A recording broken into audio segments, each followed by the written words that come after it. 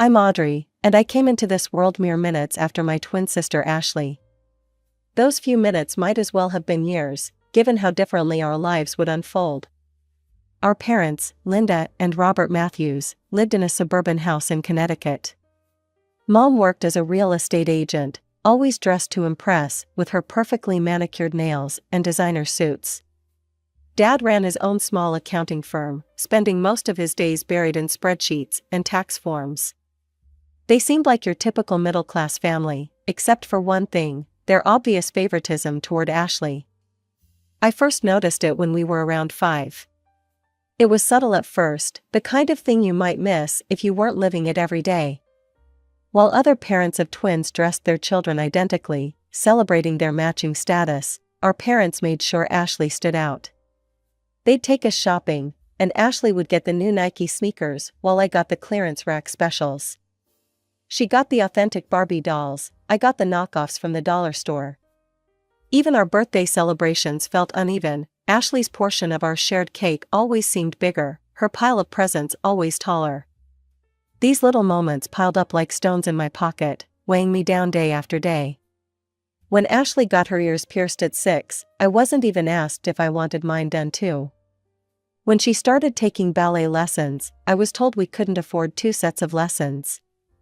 Somehow, though, there was always money for Ashley's growing list of activities: gymnastics, piano, art classes. Our early childhood photos tell the story better than I ever could. In every family picture, Ashley's front and center, usually in some frilly dress from an expensive children's boutique. I'm always somewhere in the background, wearing whatever was on clearance at Target, looking like an afterthought in my own family portraits. Maybe they just don't see it, I remember telling myself at night, staring at the glow-in-the-dark stars on our shared bedroom ceiling. Ashley had twice as many stars on her side of the room. Even the universe above our beds played favorites.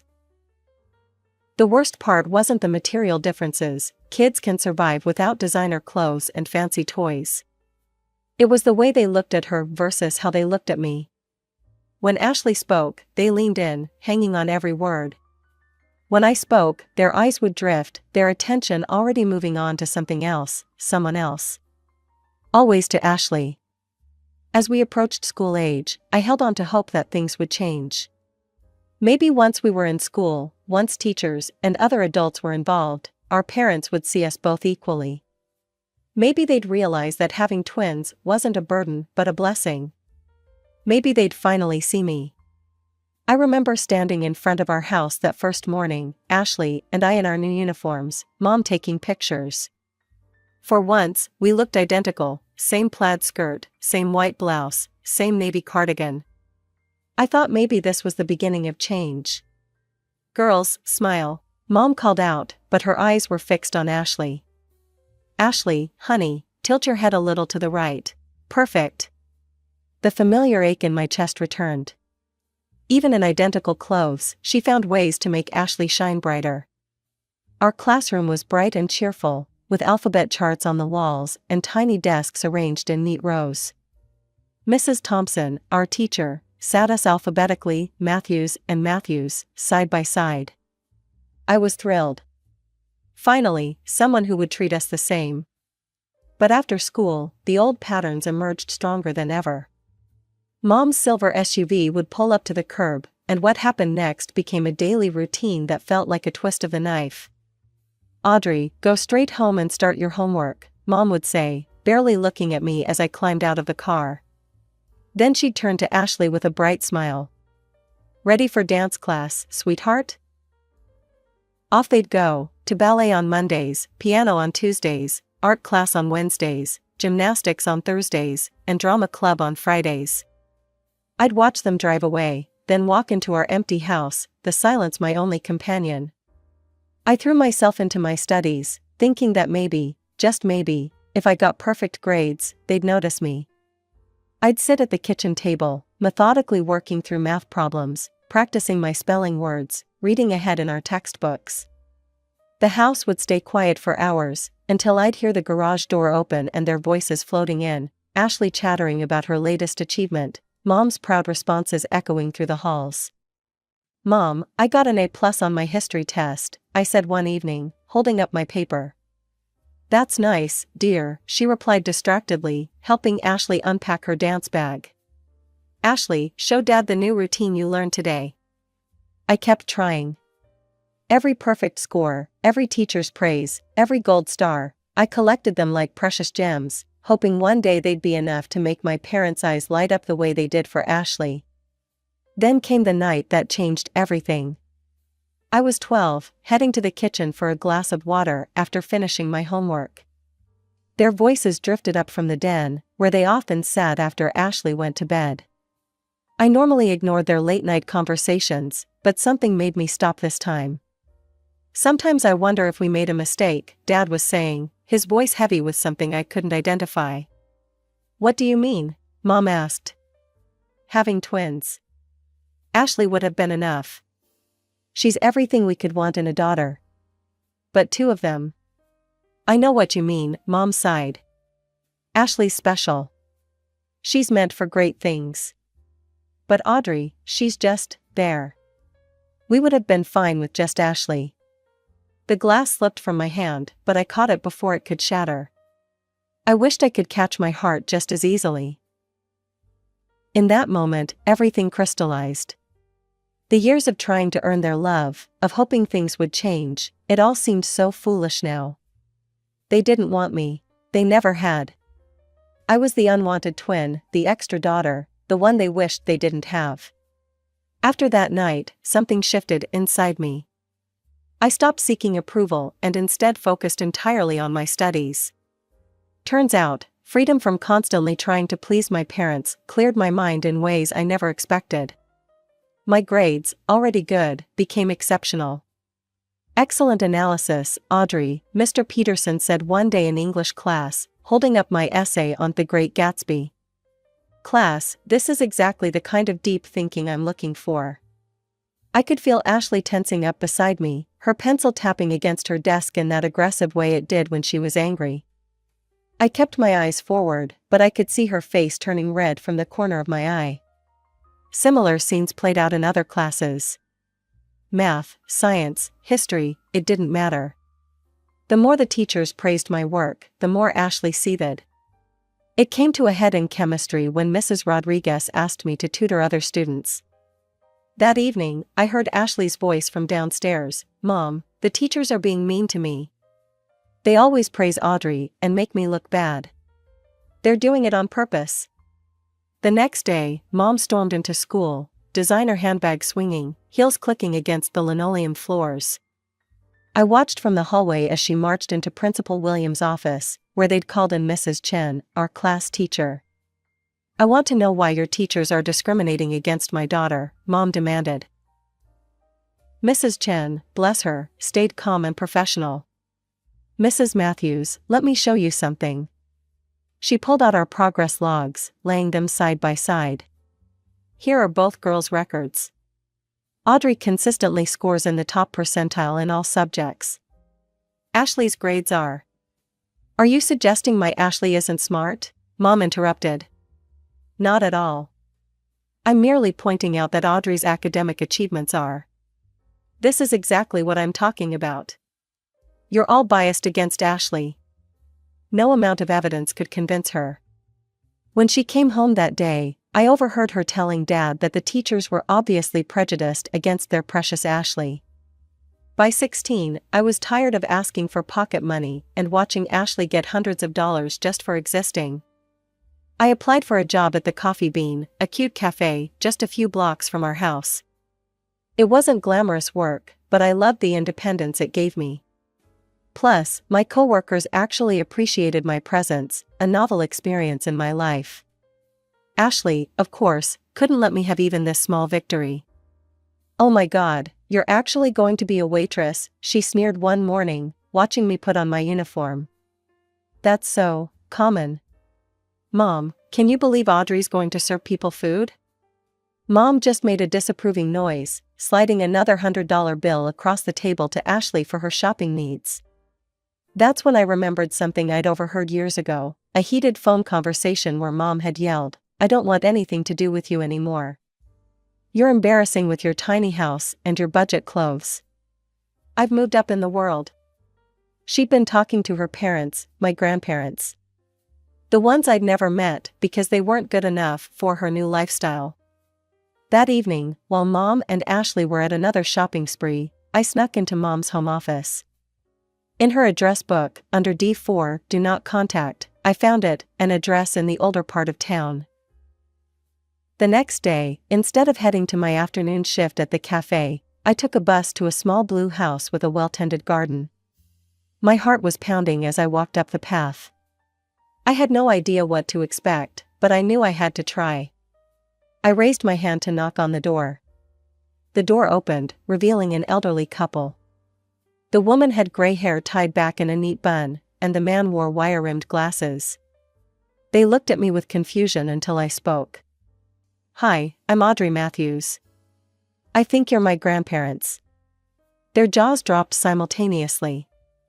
The woman, my grandmother, put her hand to her mouth. "Oh my God, Frank, it's really her." They invited me in, and suddenly I was sitting in their cozy living room, drinking tea from delicate cups while they couldn't stop staring at me. "You look just like your mother did at your age," Grandma said softly. Before she changed. That first visit turned into many more.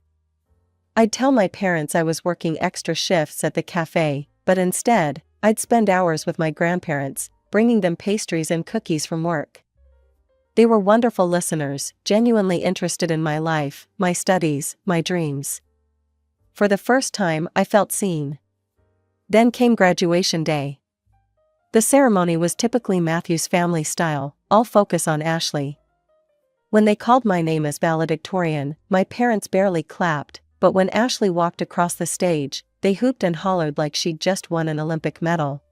I should have been prepared for what came the next day, but somehow, they still managed to shock me. "Girls, we have exciting news," Mom announced at breakfast, practically bouncing in her seat. "We're celebrating graduation in Hawaii." My heart lifted for a moment. Despite everything, I thought maybe, just maybe, this one time. "Honey," Mom turned to me, her voice dripping with fake sympathy, "we only got 3 tickets, for us and Ashley. You understand, right? Someone needs to watch the house, and you have your job at the cafe." Ashley didn't even try to hide her smirk as she stirred her orange juice. "Don't worry, sis. I'll send you lots of pictures of me living my best life on the beach." The next morning, I watched from our front door as they loaded their expensive luggage into the taxi. Ashley turned back, waving with exaggerated enthusiasm. "I'll make sure to send you beautiful photos from Hawaii. You can look at them between serving tables." As soon as the taxi disappeared around the corner, I pulled out my phone with shaking hands and called my grandparents. The tears I'd been holding back finally spilled over when I heard Grandma's voice. They went to Hawaii without me," I managed to get out between sobs. "They just left me here like I'm nothing." "Oh, sweetheart," Grandma's voice was soft but firm. "Come over right now. We'll have our own graduation celebration." I drove to their house, still wiping away tears. As I turned onto their street, I noticed something unusual, a brand new Mercedes C-Class sedan parked in their driveway, gleaming in the summer sun. It looked completely out of place next to their modest home. "Whose car is that?" I asked as I walked up to their front porch. Grandpa's eyes twinkled as he held up a set of keys. "Yours. Happy graduation, Audrey." I stood there, mouth open, sure I'd misheard him. "What? But how?" I thought. "Sit down, dear," Grandma patted the porch swing. "We have something to tell you."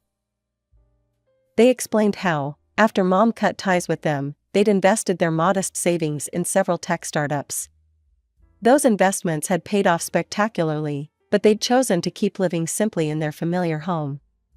"Your mother left us because she thought we were too poor, too beneath her," Grandpa said, shaking his head.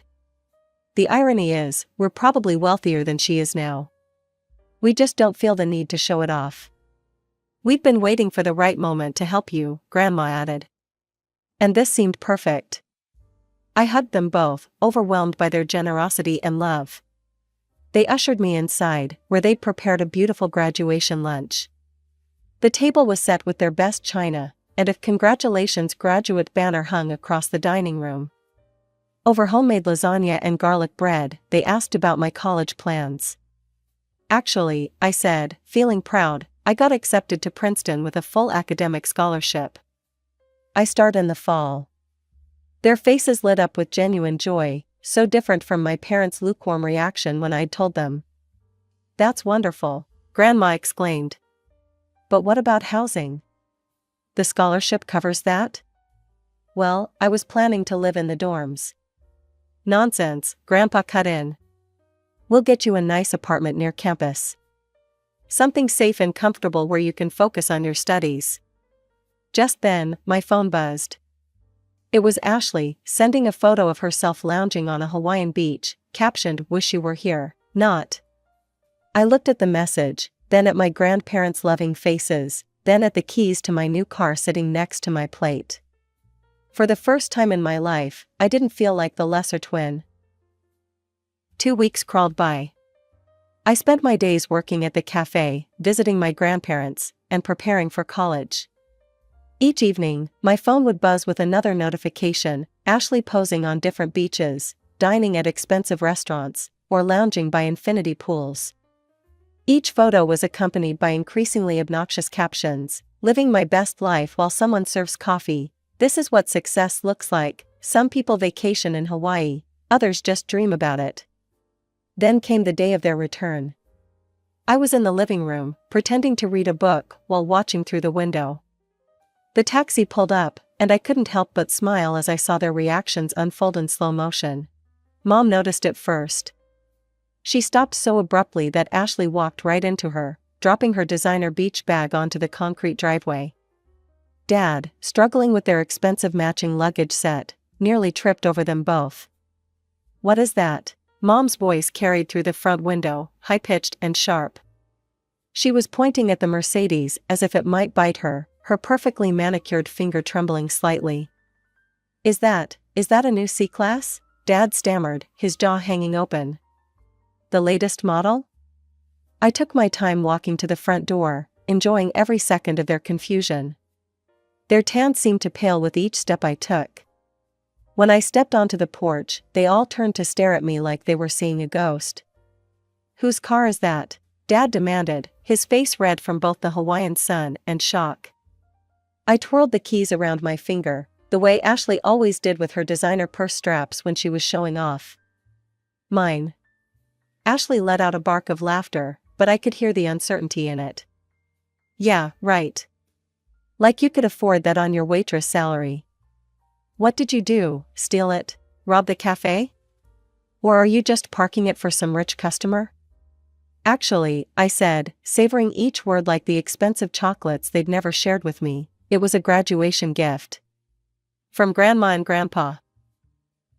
The color drained from Mom's tanned face so fast I thought she might faint. "What? You know, your parents? The ones you were too embarrassed to talk to because they were too poor? Those grandparents." Dad turned to Mom so fast I thought he might get whiplash. "Linda, call your parents. Right now." His voice had that same demanding tone he used when ordering at restaurants. Mom's hand shook as she pulled out her phone, her French manicure catching the sunlight. She didn't even bother with pleasantries when Grandma answered, putting the phone on speaker without realizing it. "Where did you get the money for that car?" she demanded, her voice echoing in our front yard. I could hear Grandma's voice through the phone, calm and slightly amused. "Oh, hello to you too, dear. Enjoying your expensive vacation?" I saw all the lovely photos Ashley posted. "The Royal Hawaiian Hotel looks lovely this time of year." "Don't change the subject. How could you afford to buy Audrey a Mercedes?" "Well, sweetheart," Grandma's voice dripped with satisfaction, "it seems you underestimated us. Those embarrassing parents you were so ashamed of?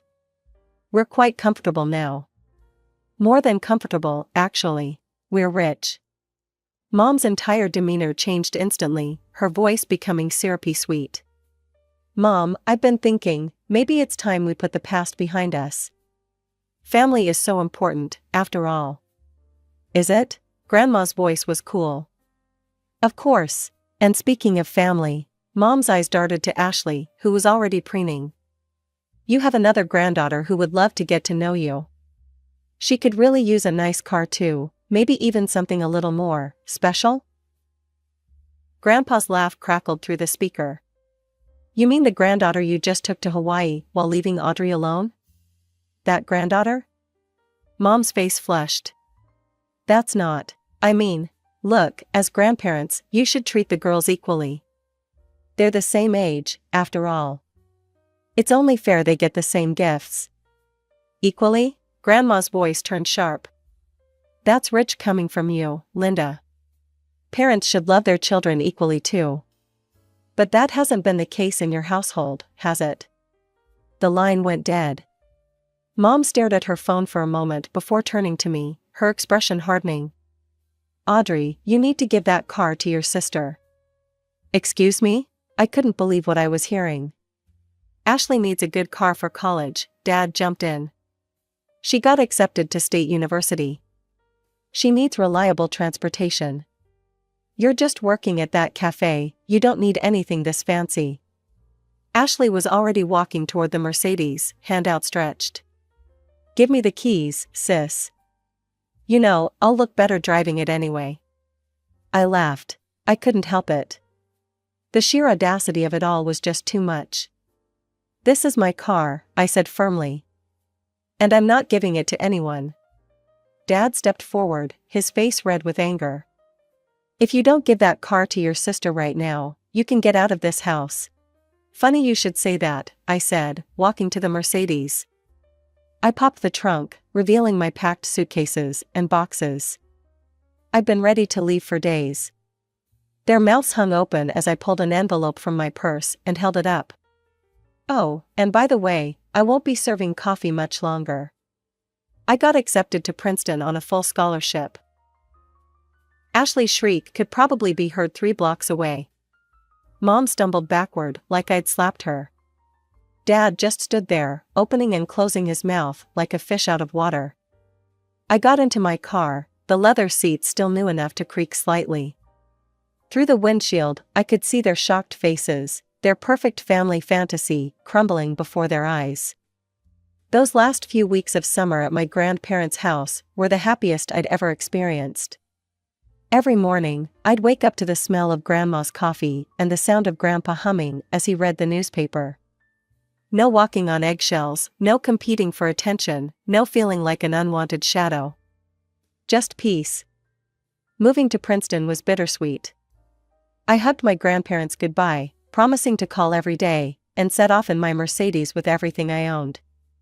The drive to New Jersey felt like crossing a boundary between my old life and my new one.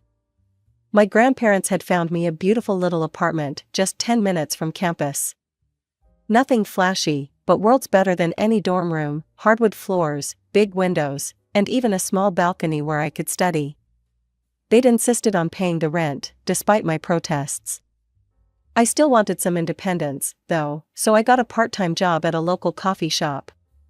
The irony wasn't lost on me, still serving coffee, but this time by choice, not necessity. My co-workers were mostly other students, and for the first time in my life, I found myself making real friends.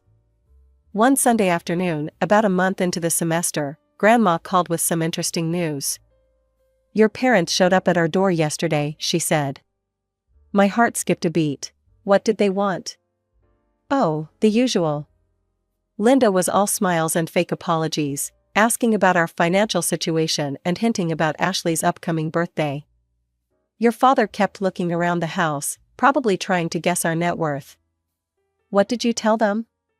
Grandpa's voice joined in on the line. We told them that we'd already decided what to do with our money. It's all going to you. I could picture their faces. How did they take that? Let's just say Linda's smile didn't look so genuine after that, Grandma chuckled. We asked them not to come back. That evening, I blocked their numbers and all their social media accounts. Ashley's too. I knew what would come next, sudden declarations of love and regret, offers to start fresh as a family. But I didn't need their kind of family anymore. Now, sitting in my constitutional law class, taking notes and actually enjoying the complexity of the material, I sometimes think about that little girl who used to pray for her parents' love. I wish I could tell her that she'd find something better, not just love, but respect, support, and the freedom to be herself. My phone buzzes quietly in my pocket, probably my study group confirming our meeting at the library later. Or maybe it's Jake, that cute guy from my psychology class who keeps asking to get coffee, not at my cafe, thankfully. It's such a normal life. No drama, no constant comparisons, no feeling like I'm not enough. Just me, my studies, my friends, and my future stretching out ahead of me, full of possibilities.